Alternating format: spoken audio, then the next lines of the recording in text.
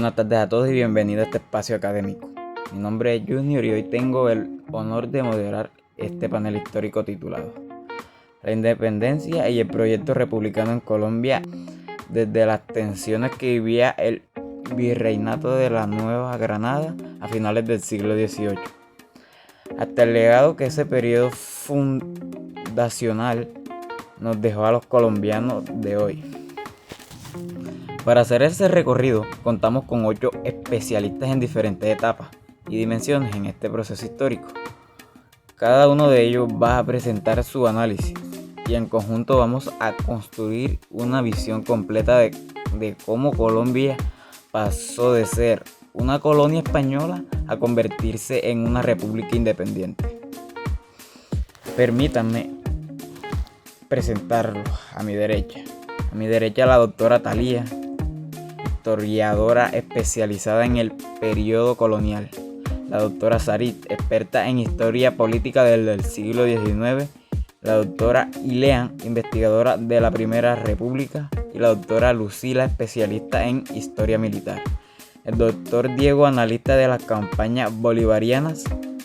La doctora Paula, constitucionalista e historiadora del derecho. La doctora Diana, politóloga e historiadora institucional, y finalmente el doctor Edward, historiador desde el siglo XIX y de los procesos de ruptura republicana. Iniciamos, doctora Thalía. Usted es nuestro punto de partida para entender la independencia.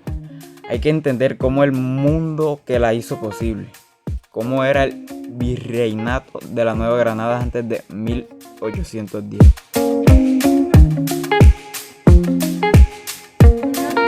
Bueno, para comprender la independencia es absolutamente necesario entender primero la sociedad que la produjo, porque ninguna revolución nace de la nada. El virreinato de la Nueva Granada era a finales del siglo XVIII una sociedad profundamente jerarquizada, desigual y resentida. Pensemos en cómo funcionaba ese sistema. En la cúspide de la pirámide social estaban los peninsulares, es decir, los españoles nacidos en Europa. Ellos ocupaban todos los cargos importantes: el virrey, los oidores de la Real Audiencia, los principales puestos militares y eclesiásticos, y por debajo de ellos estaban los criollos, hijos de españoles pero nacidos en América. Este grupo era muy heterogéneo. Habían criollos enormemente ricos, dueños de haciendas y minas, con educación universitaria y en algunos casos superior a la de los propios funcionarios peninsulares. Sin embargo, estaban excluidos del poder político real. No podían ser virreyes, no podían ocupar los cargos más importantes, y esa contradicción entre su posición económica y cultural elevada y su exclusión política fue el caldo del cultivo principal del movimiento independentista. En lo económico, el modelo colonial era extractivo por definición. Las colonias existían para producir riqueza que fluía hacia España. El comercio estaba controlado por el monopolio español. Los americanos no podían comerciar libremente con otras naciones, aunque en la práctica el contrabando era muy grande. Las reformas borbónicas del siglo XVIII intentaron apretar ese control y aumentar los impuestos. El resultado fue más resentimiento. El levantamiento de los comuneros en 1781 en el Socorro, aunque fue sofocado, fue una señal clara de que la paciencia de la población tenía límites. Luego llegaron las ideas. La Ilustración europea, con pensadores como Locke, Rousseau y Montesquieu, ponían en cuestión los fundamentos mismos del orden colonial. Decían que el poder no venía de Dios ni del rey, sino del pueblo, que existían derechos naturales que ningún gobierno podía violar y que el poder debía estar dividido para no convertirse en tiranía.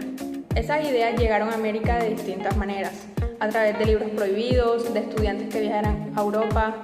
También las noticias sobre la independencia de los Estados Unidos en 1776 y la Revolución Francesa de 1789. Antonio Nariño las tradujo y las difundió. En 1794 publicó en Santa Fe la Declaración de los Derechos del Hombre y del Ciudadano, lo que le costó la persecución y el exilio. Ese gesto fue revolucionario porque demostraba que había criollos dispuestos a pagar un precio personal por esas ideas. Por último, a finales del siglo XVIII, el virreinato de la Nueva Granada era una olla de presión. La desigualdad social, la exclusión política de los criollos, el peso económico del sistema colonial y la circulación de ideas ilustradas crearon las condiciones para que, cuando llegara el momento adecuado, estallara la independencia. Vale la pena detenerse también en el papel de la Iglesia en este sistema colonial.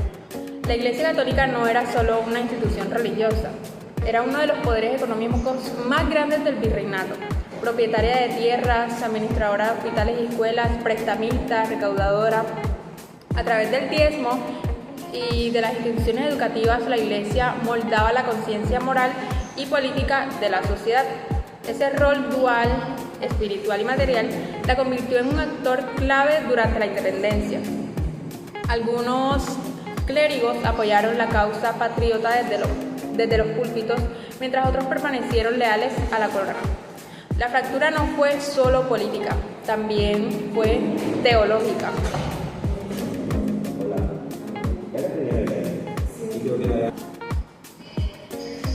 Tampoco podemos ignorar el factor racial en toda su complejidad. La sociedad colonial no solo era desigual en términos económicos o políticos, estaba estructurada sobre una jerarquía racial codificada legalmente mediante las llamadas castas. Existía un sistema elaborado que clasificaba a las personas según su mezcla de ascendencias: peninsulares, criollos, mestizos, mulatos, zambos, indígenas, negros, esclavizados, y que determinaba qué derechos tenían, qué oficios podían ejercer y con quién podían casarse.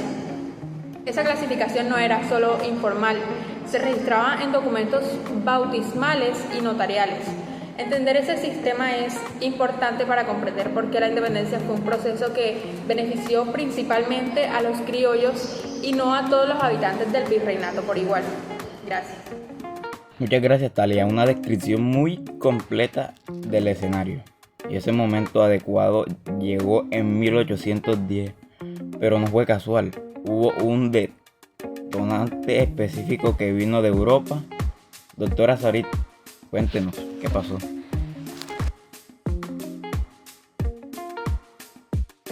Gracias, Junior. El detonante de la independencia no vino de América, sino de Europa, y eso es algo que muchas veces se olvida. En 1808, Napoleón Bonaparte invadió España y obligó al rey Fernando VII a abdicar. Ese evento sacudió cimientos del Imperio Español porque planteó una pregunta que nadie sabía responder.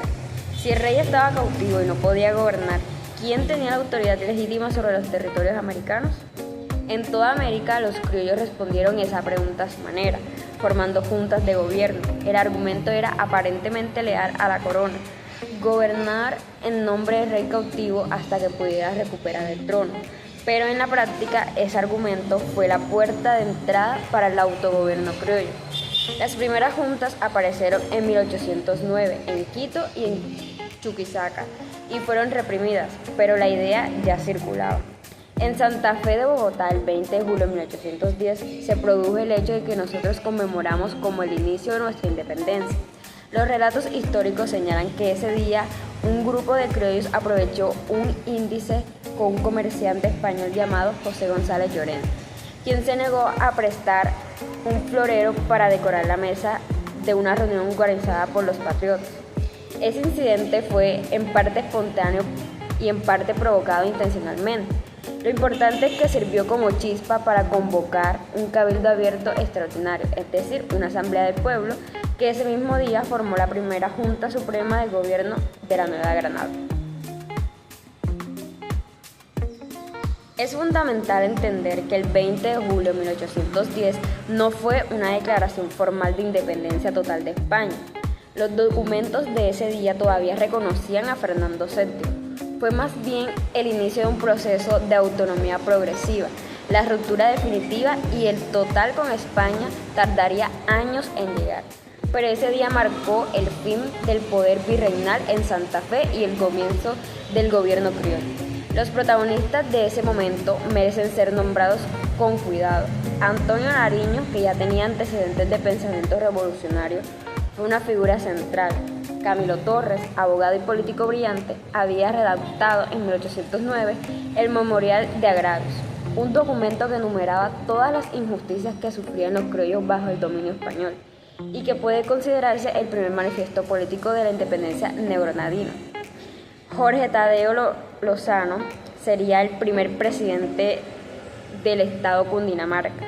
Estos hombres no eran guerreros, eran abogados intelectuales, hacendados, que entendían el derecho y la política como herramientas de transformación.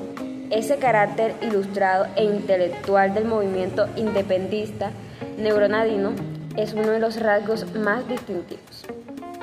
Es importante subrayar también el papel de las mujeres en ese momento fundacional, porque la historia tiende a invisibilizarlas. Figura como Manuela Beltrán, quien en el 1781 arranó el edicto de impuestos en el Socorro durante la revuelta comunera. Anticipó el tipo de acto de desobediencia civil que caracteriza luego el movimiento independentista. Aunque las mujeres no podían firmar actas ni votar en cabildos, muchas participaron activamente como mensajeras, funcionarias de la causa, refugio para perseguidos y transmisoras de información clandestina. Su exclusión de los registros oficiales no significa su ausencia de la historia. Otro aspecto que merece reflexión es el carácter regional del movimiento. El 20 de julio fue el detonante en Santa Fe, pero no toda la Nueva Granada se unió al mismo tiempo ni con el mismo entusiasmo. Cartagena declaró su independencia absoluta el 11 de noviembre de 1811, adelantándose incluso a Santa Fe. En la ruptura formal con España, otras provincias como Santa Marta y Pasto permanecieron leales a la corona durante años. Pasto en particular fue un bastión realista sólido que resistió la independencia mucho más tiempo que el resto, en parte por la influencia de la iglesia y en parte por el recelo de sus habitantes frente al poder criollo de las ciudades principales. Esa diversidad regional no recuerda que la independencia no fue un movimiento uniforme ni simultáneo. Importante ese matiz. El 20 de julio fue el inicio, no el final. Y lo que vino después no fue tranquilo. Doctora Ileana, ¿qué nos puede decir sobre ese periodo de lo que los historiadores llaman, con cierta ironía, la patria boda?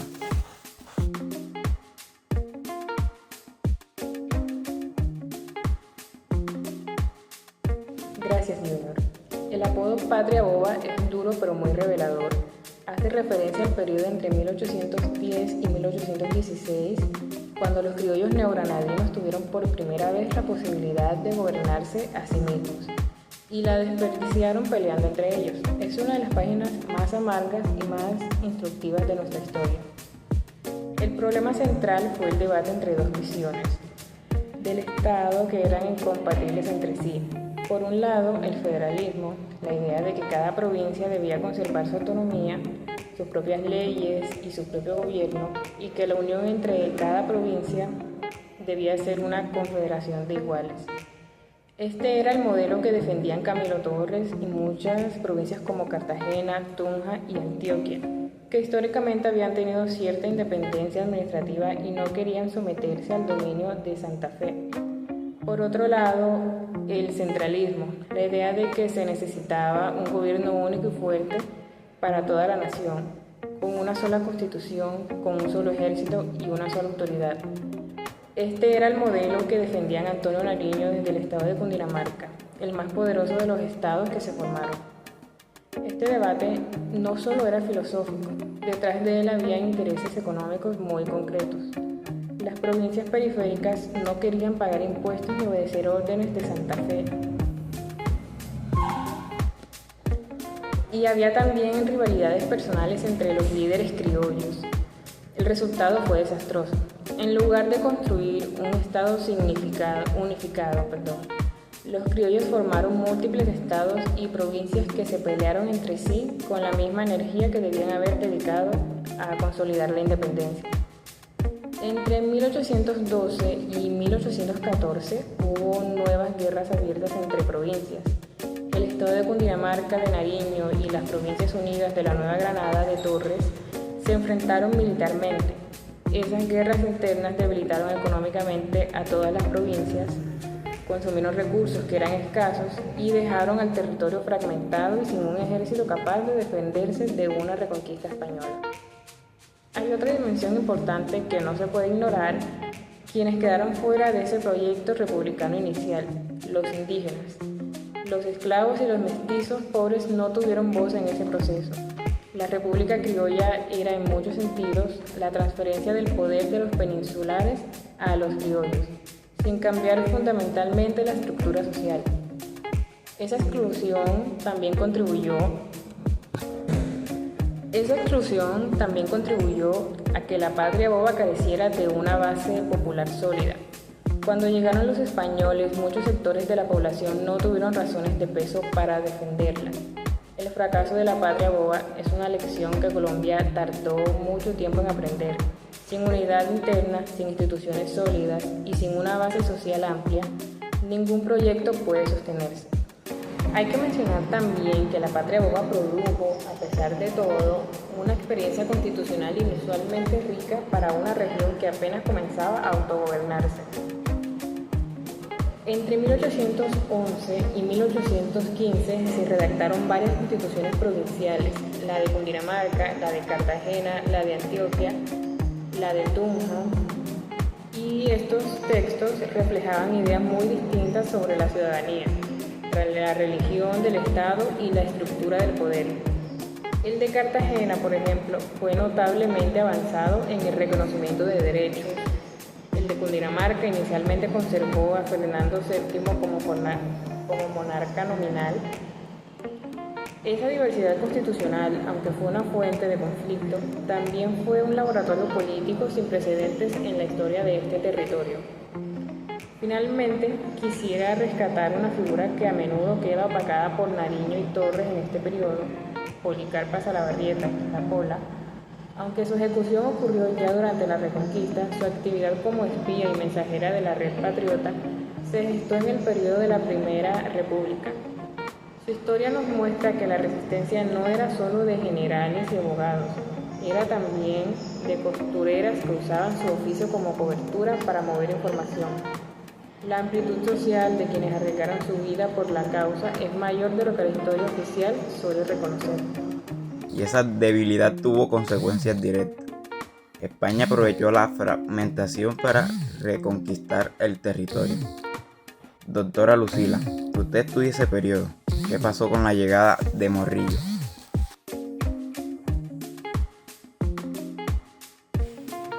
Gracias, Junior. En el periodo de la Reconquista, que los patriotas llamaron el régimen del terror, fue el momento más oscuro de todo el proceso independentista. Y para entenderlo hay que saber qué pasó en España. En 1814, Fernando VI fue liberado y recuperó el trono. Su primera reacción fue abolir la Constitución de Cádiz en 1812 y restaurar el absolutismo, y su segunda reacción fue enviar a América a una fuerza militar para restablecer el orden colonial. En 1815 y 1816, Pablo Morillo llegó al continente con un ejército de aproximadamente 10.000 soldados.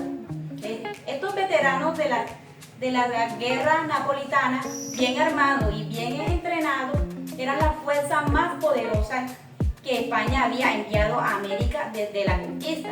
Su misión era clara: pacificar, es decir, someter a la fuerza a las provincias rebeldes. La caída de Cartagena en 1815 fue el primer golpe brutal. La ciudad resistió a un sitio de varios meses antes de rendirse, y la rendición fue seguida de ejecuciones masivas. En 1816, Morillo ocupó Santa Fe de Bogotá y estableció el Consejo de purificación y el Consejo de Guerra, tribunales que juzgaban y ejecutaban y quienes habían participado en el movimiento independentista. Entre los fusilados estaban figuras de la primera línea, como Camilo Torres, Francisco José de Caldas, el sabio Manuel Rodríguez Tropices. Se calcula que fueron ejecutados más de 100 personas de la élite criolla. Los bienes de la patriota fueron confiscados, la junta disuelta y el orden colonial restaurado. Para la sobrevivencia, la única opción era huir, esconderse o exiliarse. Muchos se fueron a los llanos orientales, a Venezuela, a las Antillas. Desde allí, clandestinamente, empezaron a reorganizarse. Pero hay algo paradójico en todo esto y es importante señalarlo. La brutalidad de Morillo tuvo efecto contrario al que buscaban. En lugar de apagar la llama independentista, la avivó. La represión extrema radicalizó a sectores de la población que antes eran indiferentes o moderados. Muchos mestizos, pardos y llaneros que no habían comprometido antes con la causa se unieron a la fuerza patriota precisamente porque la Reconquista los trató como enemigos de toda forma. Ese efecto de radicalismo sería fundamental para explicar el éxito de la campaña liberadora de 1819. La represión alimentó la resistencia.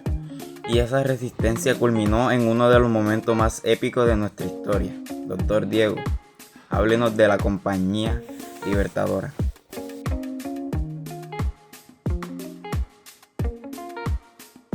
Muchas gracias, compañero Junior. La campaña libertadora de 1819 es sin lugar a duda una de las operaciones militares más audaces en la historia de América Latina y esta merece ser analizada detalladamente. Muy bien, para el año 1819, Bolívar llevaba más de una década luchando por la independencia de Venezuela y la Nueva Granada, con victorias y derrotas. Además había sido exiliado 2 veces, había visto caer 2 repúblicas venezolanas y aún así no se rindió. Y en este año tomó la decisión estratégica que cambiaría el curso de la historia. Atacar a los españoles, no por donde lo esperaban, sino por donde lo consideraban imposible. El plan era cruzar los Andes en plena temporada de lluvia, por los páramos más altos e inhóspitos de la cordillera oriental y caer sobre las fuerzas realistas de la Nueva Granada, antes de que pudieran reaccionar. Todos sus oficiales le dijeron que era un suicidio, que los páramos en invierno son lugares de temperaturas bajo cero, vientos helados y de permanente niebla. Además que es un lugar de constante lluvia. Los soldados aún así, muchos de ellos llaneros venezolanos, estaban acostumbrados al calor intenso y aún así iban a enfrentar unas condiciones para las que igual no estaban preparados. Muy bien, sin embargo, Simón Bolívar, teniendo en cuenta todas estas observaciones, decide emprender el viaje entre junio y julio de 1819. Acompañado de un ejército de aproximadamente 2.500 hombres, cruzó la cordillera por el páramo de Pilpa. El costo fue incalculable. Se estima que entre la mitad y 2/3 de los soldados murieron o quedaron incapacitados durante este viaje, ya sea de frío, agotamiento o caídas. Los sobrevivientes llegaron al otro lado de los Andes en estado deplorable, pero aún así habían logrado el elemento decisivo, la sorpresa total. Los españoles no esperaban un ataque desde esa dirección ni en esa época del año. El 25 de julio de 1819 se libró la batalla del Pantano de Vargas, en el departamento actual de Boyacá. Fue una batalla muy reñida, en que un momento parecía perdida para los patriotas. Fue entonces cuando el coronel Juan José Rondón, un llanero venezolano, cargó con 14 lanceros en un ataque desesperado que rompió la línea realista y cambió el resultado de la batalla. Su frase legendaria al recibir la orden fue: "Mi general, teme usted esos jinetes", y yo le respondo la victoria. El momento definitivo llegó el 7 de agosto de 1819 en el puente Boyacá sobre el río Teatinos. El ejército patriota sorprendió a la fuerza realista del general José María Barreiro mientras cruzaban el puente. La batalla duró apenas 2 horas. Barreiro y casi toda su tropa fueron capturados. El camino a Santa Fe quedó despejado y el 10 de agosto Bolívar entró a la capital sin resistencia alguna. El virrey había huido y el 17 de diciembre de 1819 en el Congreso de Angostura en Venezuela se proclamó la República de Colombia, la Gran Colombia que unificaba la Nueva Granada, Venezuela y Ecuador bajo un solo gobierno. Hay que destacar también el papel de las mujeres en la campaña libertadora, dado que su contribución fue real aunque raramente celebrada. Mujeres como Antonia Santos, fusilada en 1819 precisamente por financiar y organizar guerrillas patriotas en el sur de Santander, representaron una red de apoyo sin la cual la logística de la campaña habría sido imposible. El ejército libertador dependía de información, alimentos, refugios y mensajes que muchas veces fueron gestionados por mujeres que arriesgaban su vida sin esperar reconocimiento oficial. Antonia Santos fue fusilada ese mismo año de la victoria en Boyacá, apenas semanas antes de que la batalla se librara. Su sacrificio y el de muchas otras mujeres anónimas fueron parte constitutiva de esa victoria. Desde el punto de vista estratégico, el triunfo en Boyacá tuvo también una consecuencia que va más allá de la Nueva Granada. Demostró que España podía ser derrotada militarmente en América de forma definitiva. Esa demostración fue un catalizador para otros procesos independentistas en el continente. La victoria de Bolívar contribuyó a crear el impulso político y militar que permitiría la independencia del Perú en 1821 y de Ecuador en 1822. Esta última batalla culminaría en la batalla de Ayacucho en 1824, la última gran batalla de la independencia sudamericana. Boyacá no fue solo una victoria colombiana, fue el inicio del fin del dominio español en toda América del Sur. El 7 de agosto de 1819, una fecha grabada en la identidad nacional, Granada, la independencia militar. Venía el reto más difícil y más duradero: construir el Estado. Doctora Paula, ¿qué significaba en concreto el proyecto republicano?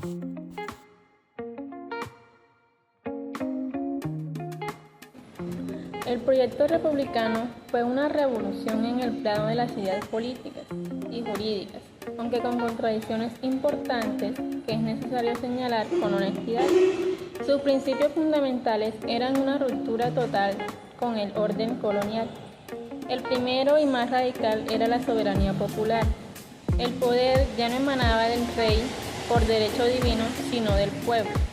Esto sonaba evidente hoy en día, pero en el siglo XIX era una afirmación revolucionaria que cuestionaba siglos de legitimidad monárquica. El segundo principio era la división de poderes en ejecutivos, legislativos y judiciales, tomando directamente de Montesquieu y de las constituciones estadounidenses y francesas. El objetivo era que ningún poder pudiera concentrarse en una sola persona o institución. El tercero era ciudadanía y los derechos políticos. Y el cuarto era la eliminación formal del orden colonial. Los títulos nobiliarios, los privilegiados de sangre y las distinciones legales entre castas fueron abolidos. En teoría, todos eran iguales ante la ley. En 1821, el Congreso de Cúcuta redactó la primera constitución de la Gran Colombia. Fue un contexto moderno y ambicioso para su época. Organizó el territorio en departamentos, estableció un ejecutivo fuerte con Bolívar como presidente, creó un Congreso bicameral y definió las libertades fundamentales. También incluyó la ley de manutención, conocida como la Ley de Libertad de Vientre. Los hijos de las esclavas nacerían libres, aunque la esclavitud existiera, no fue abolida de inmediato, por presión de los hacendados esclavistas. Esa fue una de las contradicciones más evidentes del proyecto republicano. Hubo también esfuerzos importantes en educación. Francisco de Paula Santander, desde la vicepresidencia, impulsó la creación de escuelas públicas. Pero hay que ser muy claros sobre las limitaciones. La ciudadanía era muy restringida. Solo eran ciudadanos plenos los hombres adultos, libres y que supieran leer y escribir, que tuvieran propiedad o trabajos reconocidos. Las mujeres quedaban completamente excluidas de la vida política. Los analfabetos, que eran la mayoría de la población, tampoco podían votar. Es decir, la república que se construyó era en la práctica una república de la ética criolla, que reemplazó a los peninsulares en los poderes sin transformar fundamentalmente la estructura social heredada de la colonia. Una república moderna en sus principios, pero limitada en su alcance real, y esas limitaciones, sumadas a otras tensiones, generaron conflictos que amenazaron la estabilidad del nuevo Estado desde el primer día. Doctora Diana, ¿cuáles fueron los principales retos?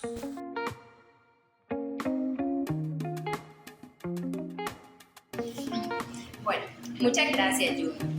El nuevo Estado republicano nació con contradicciones que lo debilitaron desde adentro y que en muchos casos, hoy por hoy, todavía se siguen viendo en nuestro Estado colombiano.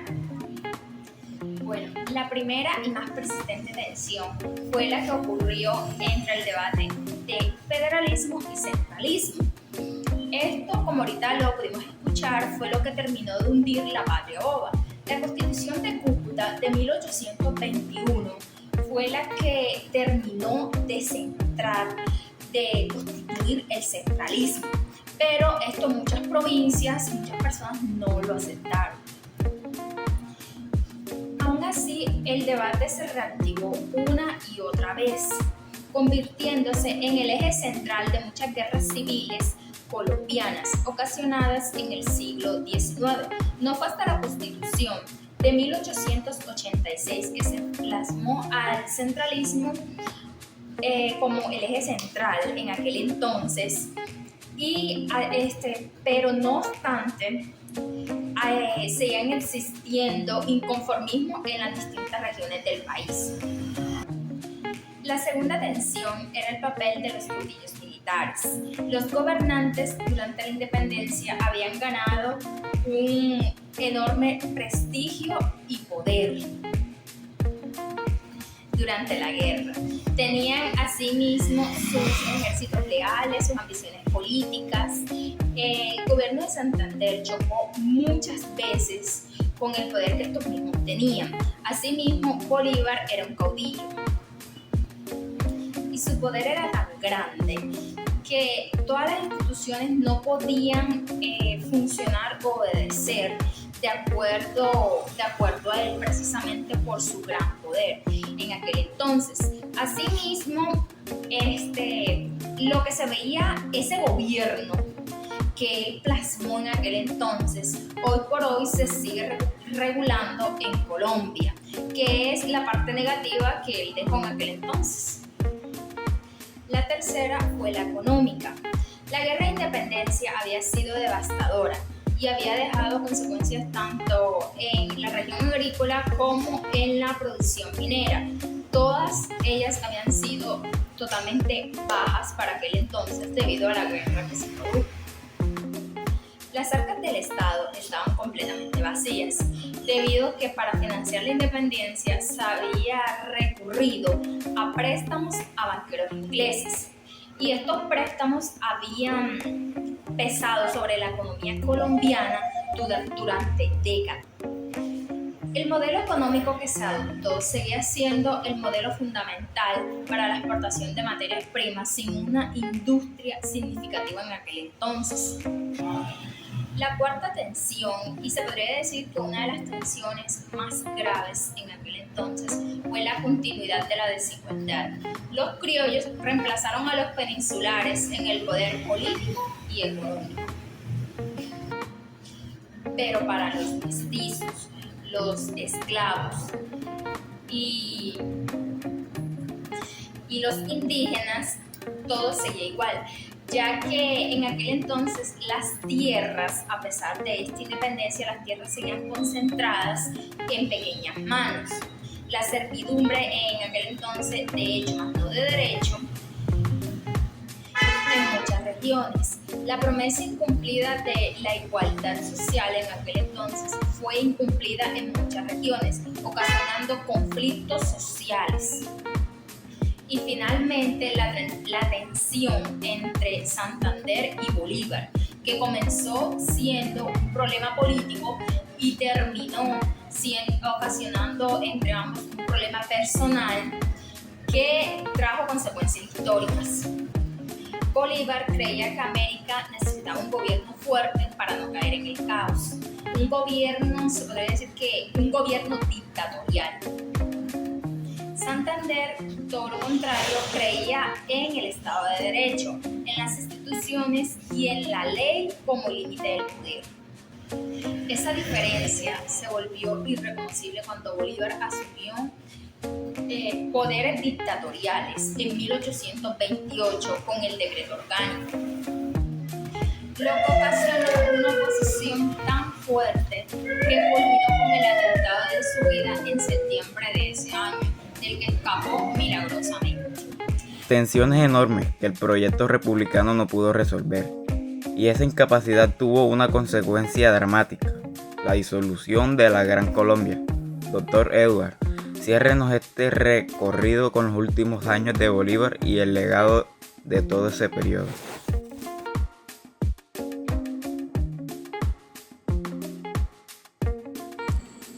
Bueno, muy buenas para todos, un cordial saludo. En el día de hoy me voy a referir a un contexto histórico que fue la ruptura de la Gran Colombia y su legado histórico, obviamente.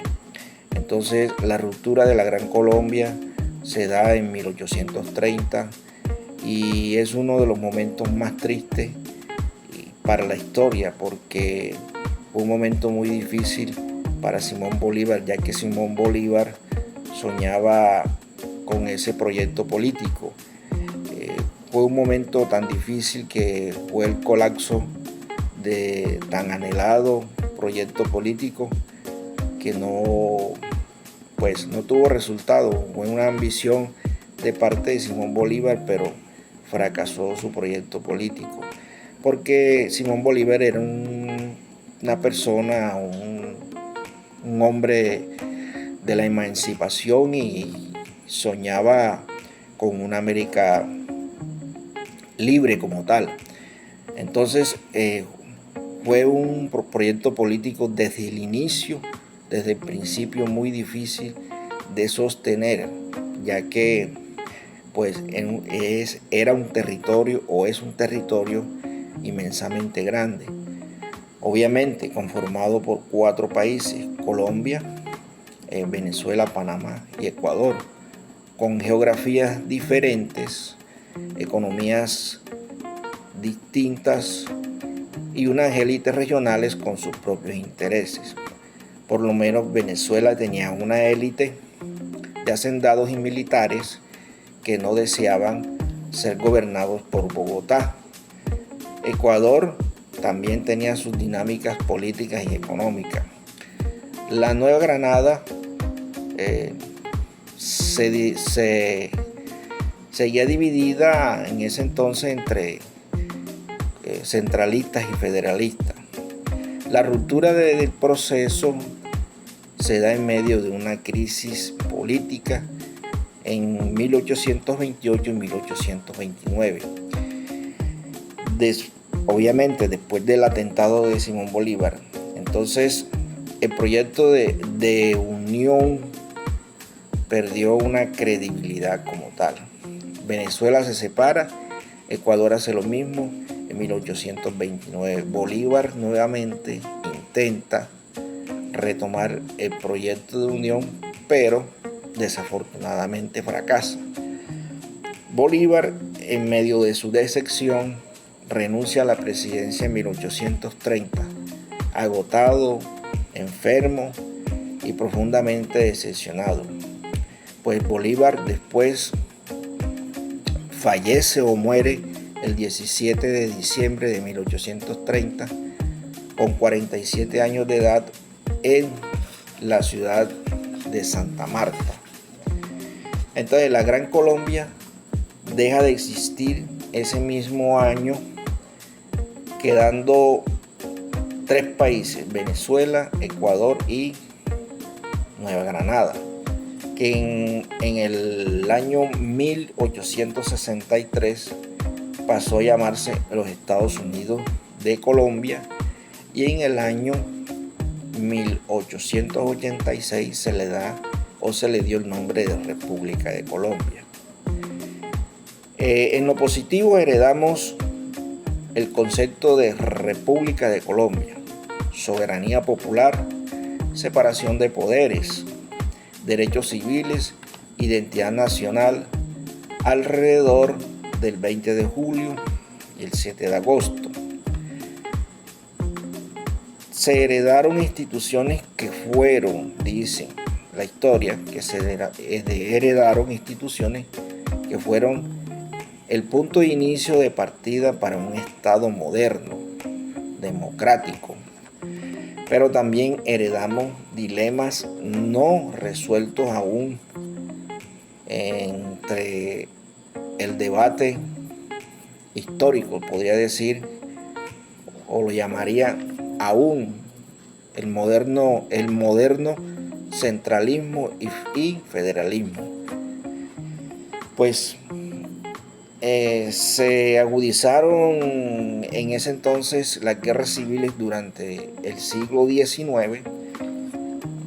Se implementó el poder, o se le dio fuerza al poder militar en la política, la concentración de la tierra, que ha sido el mayor problema de nuestra sociedad como tal, la tenencia por la tierra. También la exclusión social fue uno de los problemas, y esto pues aún sigue siendo, pero ya de menor. Y también la debilidad de las instituciones frente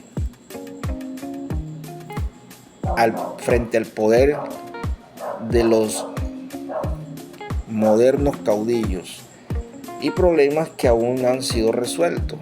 Entonces, la Constitución de 1991 como tal fue un intento de resolver los problemas que quizás llevan más de 200 años. Entonces, aquí les dejo mi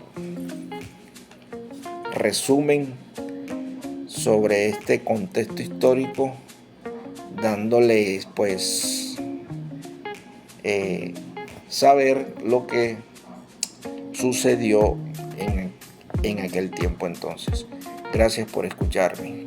Hemos llegado al final de nuestro recorrido. En los últimos 40 minutos hemos viajado desde el virreinato de la Nueva Granada, con sus jerarquías coloniales y su olla de presión social, hasta la disolución de la Gran Colombia y el legado que ese periodo nos dejó. Hemos visto cómo las ideas de la Ilustración chocaron con la realidad de una sociedad desigual, como los criollos ganaron la independencia militar pero no lograron resolver su contradicción interna, como la campaña libertadora de 1819 fue un acto de valentía extraordinaria, y como el proyecto republicano llenó de principios modernos. Tuvo también límites profundos que Colombia tardó generaciones en enfrentar.